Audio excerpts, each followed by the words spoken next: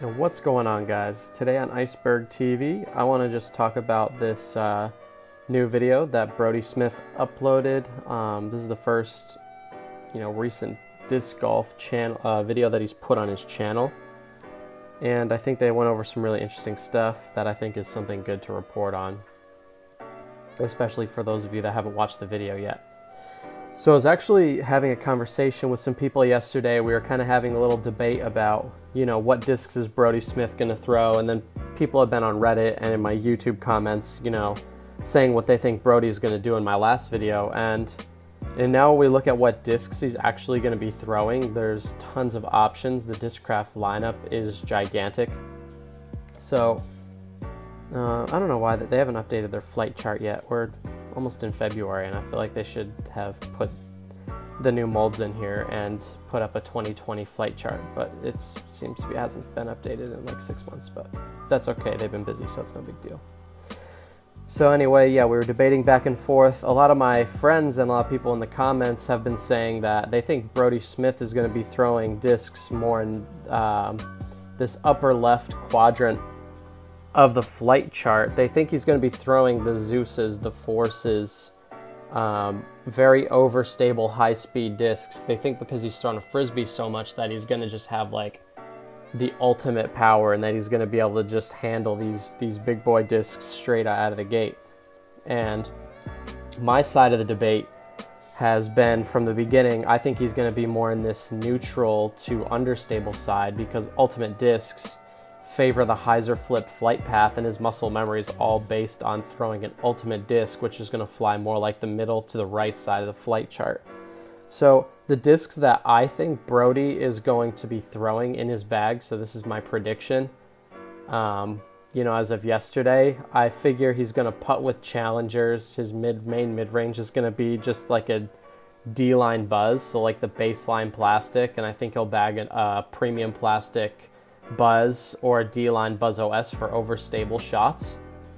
I think he'll bag either a stalker or a mantis, so a stalker or a mantis, just like a straight fairway driver. So we have the stalker in yellow over here and the mantis in the green over here. I also think he's going to bag himself a heat. I think he's going to bag himself a crank and a nuke. So I think the nuke is going to be the most stable driver that he's actually playing in comps with. And then I think everybody has utility for just like a machete or like a nuke OS or something like stupid overstable.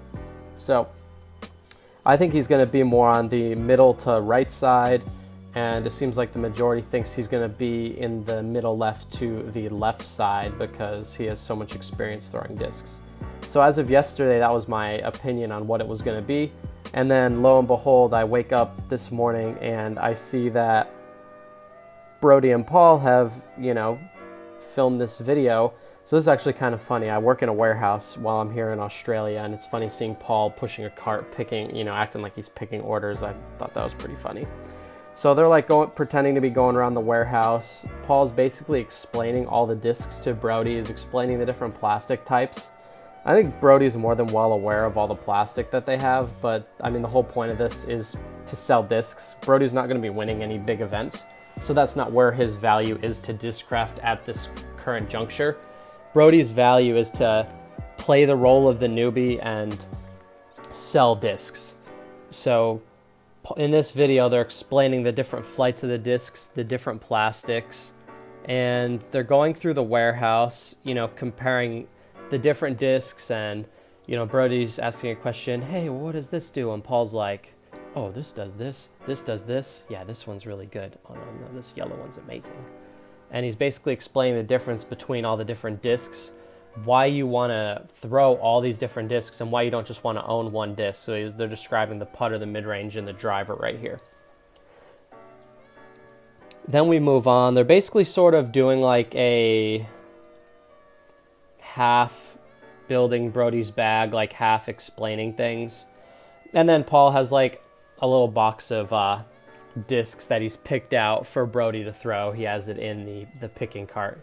It's funny. In the warehouse, our warehouse looks just like that, and we're literally picking stuff. Like, we're just not picking discs, we're just picking other stuff. So it's funny to see Paul doing what I do for work. So Paul sort of hand-picked some discs out for Brodie, and just to sort of give a quick run through of the discs that Brodie will be throwing, at least mainly focusing on for his testing. It's going to be the Challenger, the Comet, the Buzz, the Avenger SS, the Discraft Crank, the Zone, the Buzz SS, the Onyx, the Machete, the Sting, the Zombie, Undertaker, Zeus, Crank, Thrasher, Nuke, and the Force. So all of these discs, and that's right out of the gate, that's a ton of different molds.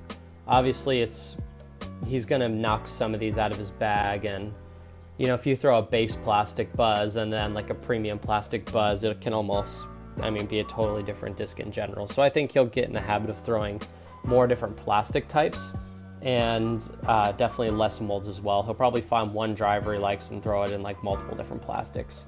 I think he's gonna either go for that Nuke or the Crank. Those are my opinion on what drivers he's gonna throw, because he has that natural hyzer release, which he's going to like discs that are more prone to a hyzer flip.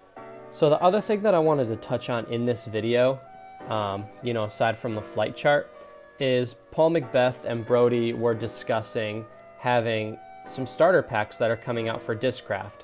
So what I think is going to happen is Paul is going to have a premium sort of Paul McBeth starter pack geared maybe not towards first-time players, but players who really want to dive into Discraft and check out what Discraft has to offer. So I think the 3-disc pack, Paul McBeth, is going to be a Luna. I think it's going to be a Buzz, and I think it's going to be an Avenger SS. So when Paul McBeth and Discraft came out with the Avenger SS, I was quite confused because this is way too flippy of a disc for Paul McBeth. Like, he already had the Undertaker and didn't seem to really throw it too much all year. It got replaced by the Annex. So I was wondering why he would add just like another flippy driver into his bag. It's a 10 speed with a 3 turn. So it's not going to be stable enough for Paul. He rips. So it's just not going to work. Unless he's just using it for rollers, maybe. Now, my theory on why they came out with this disc is specifically for the purpose that they can put it in the Paul McBeth sort of starter pack. So again, those people who want to try out Discraft discs, might be newer players, might not have their bags solidified yet. This is going to be a more friendly disc to them than a Force or a Zeus, which might be a little bit harder to throw for new players. Now, to move on to what I think is going to be in Brodie's pack, I think he's going to have some sort of Dark Horse pack. That's his thing, is the Dark Horse thing. So they'll make him like some sort of really, really sweet looking Dark Horse stamp for his discs. I think it's going to have 1 or 2 different plastic types in it, probably 3 different plastic types. I think this is going to be geared a lot more towards newer players. I think it's going to have a Jawbreaker Challenger SS. And the reason I think that is because this is just like a super point and shoot straight putter. Again, it's very neutral, goes very straight. You can throw it on hyzer flips and it'll be like a primary putter. I think there's going to be a D-line Buzz in there. So I think Brodie's pack is going to be more geared towards the lower grade plastics for the reason that they are easier to throw. They're a little bit less overstable out of the box. And it's going to be just more user-friendly. So I think he's going to have a Dark Horse Buzz in the pack. And then this could be one of 2 things. I think the driver in the pack is going to be either a Sting or a Mantis in like either ESP or titanium plastic. So titanium is going to be just another step up, not quite, that baseline plastic. It's one of their higher end plastics. So I thought this was a really cool video, and I thought it was kind of a funny coincidence. I didn't want to keep making Brodie videos all the time. The last one seemed to do really well, and people really enjoyed that. But I was like, I'll probably just do my own thing for a little while.